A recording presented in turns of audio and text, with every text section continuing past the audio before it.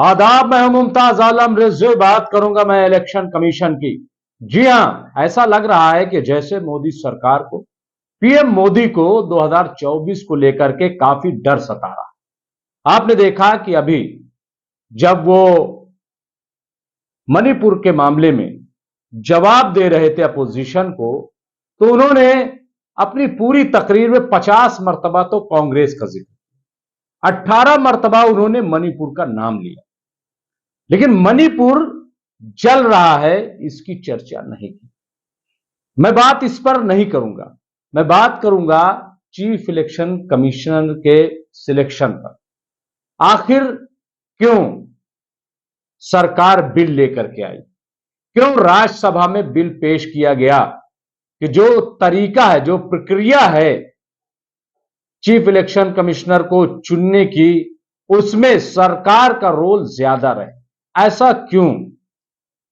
मैं आपको बता दूं कि फरवरी 2024 में जो मौजूदा चीफ इलेक्शन कमिश्नर हैं वो रिटायर हो जाएंगे और नए चीफ इलेक्शन कमिश्नर का चुनाव होना है, इंतखाब होना है।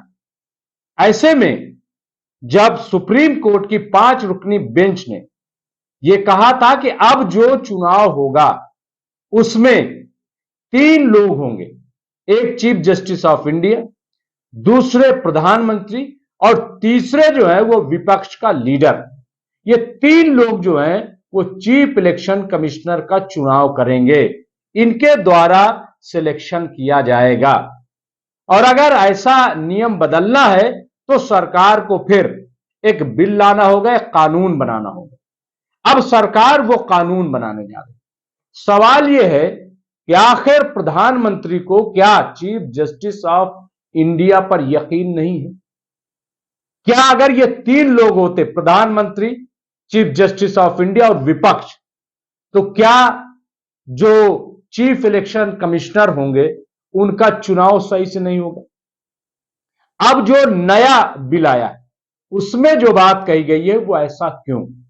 उसमें कहा गया है कि दरअसल ये जो अब सिलेक्शन होगा इसमें प्रधानमंत्री होंगे और प्रधानमंत्री के द्वारा चुने गए कैबिनेट मंत्री होंगे और उसके बाद एक विपक्ष होगा और जिसको 2 वोट मिल जाएगा जाहिर है कि वही चीफ इलेक्शन कमिश्नर बन जाएगा। अब आप बताइए, इसमें प्रधानमंत्री और प्रधानमंत्री के द्वारा एक कैबिनेट मंत्री, ये क्या मजाक है? ये कौन सी प्रक्रिया है? अब प्रधानमंत्री का जो भी कैबिनेट मंत्री होगा वो वही तो करेगा जो प्रधानमंत्री करेंगे, तो फिर डायरेक्ट आप चुन लीजिए। ये कमेटी बनाने क्या जरूरत? कह दे प्रधानमंत्री कि भाई ये अब चीफ इलेक्शन कमिश्नर होंगे। ईडी के मामले में बहुत बड़ा गच्चा खा गए प्रधानमंत्री।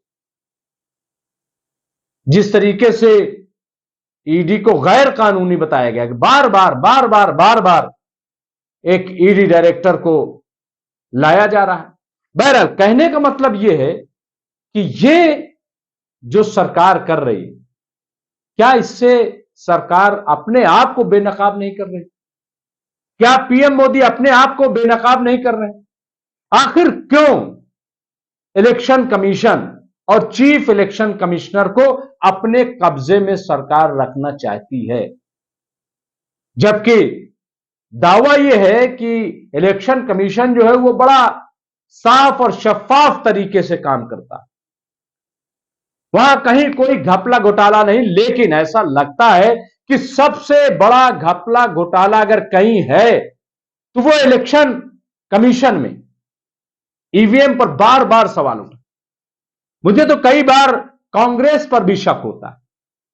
जब जयपुर में कांग्रेस की बड़ी मीटिंग हुई थी, कॉन्फ्रेंस हुई थी, तो उसमें यह फैसला लिया गया था कि ईवीएम के खिलाफ मुहिम चलाई जाए।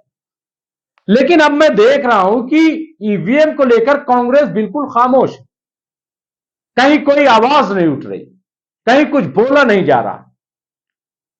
ऐसा लग रहा है ईवीएम कोई इशू नहीं है। और अब जबकि आप देखिए कि जो अब फरवरी में फिर से जो तकर्रुरी होगी वो सरकार के मुताबिक होगी।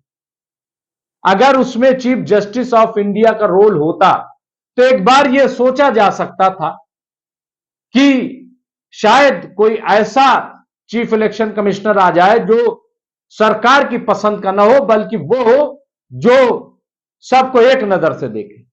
लेकिन अब जबकि एक बिल लाया गया, एक कानून बनाया जा रहा है और उसमें यह कहा जा रहा है कि प्रधानमंत्री होंगे, प्रधानमंत्री की पसंद का एक कैबिनेट मंत्री होगा और एक विपक्ष होगा।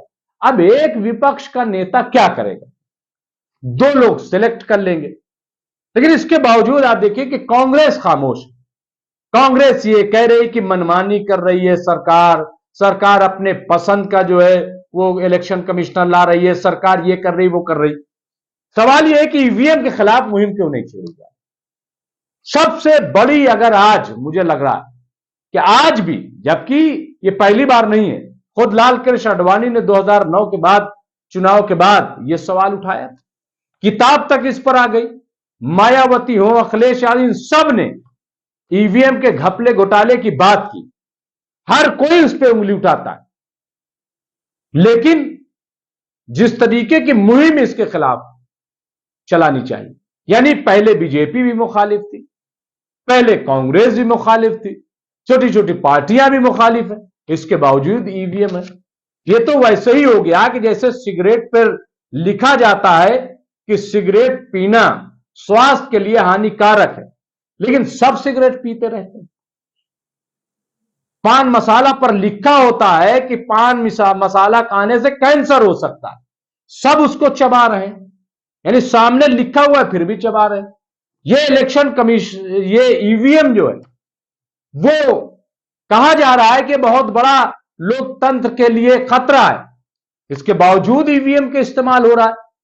बस ऐलान कर दिया जाता है मुहिम चलाएंगे, ये करेंगे वो करेंगे। तो बहरहाल 2024 का चुनाव बहुत इंपॉर्टेंट, और अगर सरकार इतनी दिलचस्पी ले रही है चीफ इलेक्शन कमिश्नर के सिलेक्शन में, तो इससे आप अंदाजा लगा लीजिए कि 2024 में क्या होने वाला।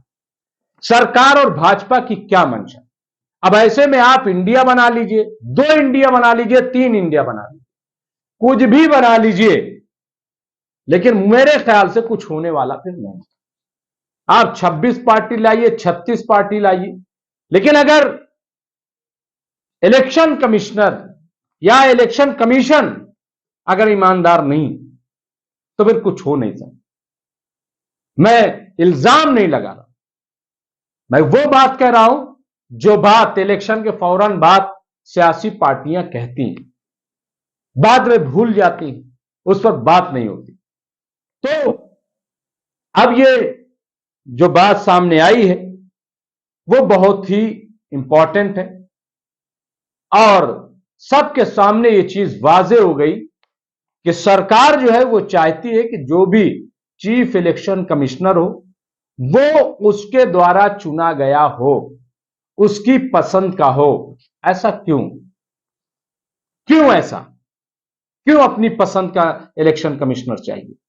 क्यों ऐसा इलेक्शन कमिश्नर नहीं चाहिए जो सबकी एक नजर से देखे? ये एक बहुत बड़ा, मैं समझता हूं कि सवाल है, और इसका जवाब जो है वो मांगा जाना चाहिए। लोगों को, आवाम को चाहिए कि वो इस मामले में बोले, क्योंकि अगर चुनाव प्रक्रिया ही घपले घोटाले की नजर हो गई तो फिर लोकतंत्र कैसे बचेगा? ये एक बड़ा सवाल। बहुत बहुत शुक्रिया।